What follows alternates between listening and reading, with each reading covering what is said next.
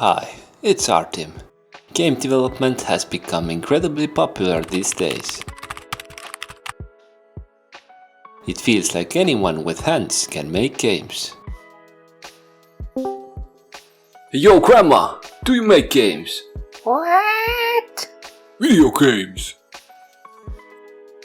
No.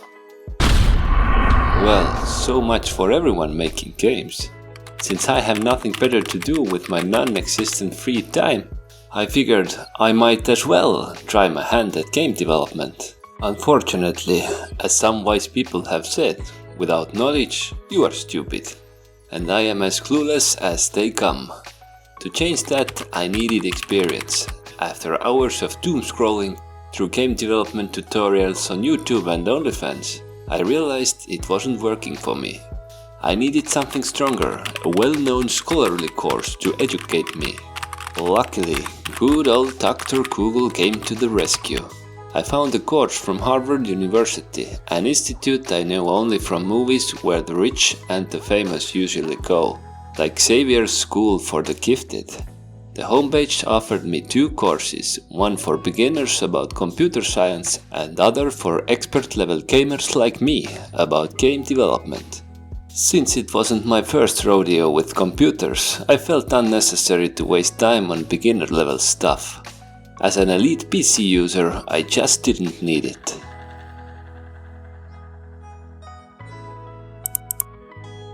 And there it was, my first assignment. Initially, I was confused about what on earth adults program I had signed up for. But after delving deeper into the topic, I discovered that Love 2D is an interesting framework for making 2D games in Lua. Fortunately, for a natural programmer like me, it was fairly simple. After some time making Love in 2D, it took me only 9 months to complete my first 8 projects.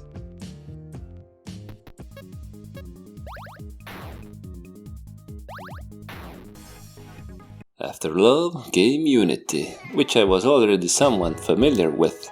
In the hardcore gamer community, everyone knows the iconic Made with Unity splash screen as the universal sign for brace yourself for bugs. Luckily, I was able to install the required Unity version in no time, because I'm an expert level computer user and I know how to install stuff on my computer.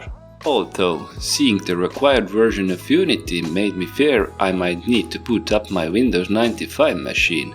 Luckily, this wasn't the case.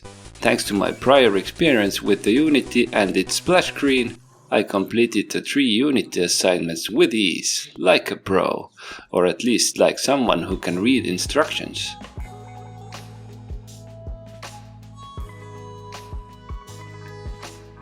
Finally, it was time for my last project, the final assignment, which was a make or break situation. At first, my mind was blank, emptier than my bank account after a Steam sale. But after countless hours of research, I had an idea. I was going to make a cat game. First, I needed some drawings of cats for my main character. Since OnlyFans was no help again, I had to draw them myself. To do that, I needed a specific, easy-to-use art program, the one and the only, Microsoft Paint. After booting up the program, it was time to make some magic happen.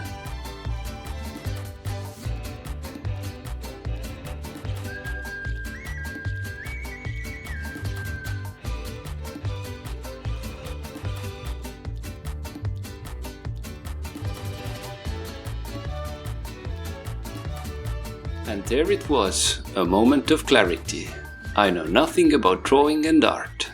Well, because of that, and also having shaking hands, I decided to start with a simple shapes and graphics program. Again, Dr. Google pointed me to the best art program. And by the best, I mean free, because I don't have money. I'm poor. So, there it was, Inkscape. At first, I didn't know what I was doing, so I improvised. Later on, I still didn't know what I was doing, but I managed to create some assets for my cat game. Like a cat, because it wouldn't be a cat game without a cat, right? I also created some fish, platforms to jump on, backgrounds, bushes, and so on. In Unity, I managed to put everything together.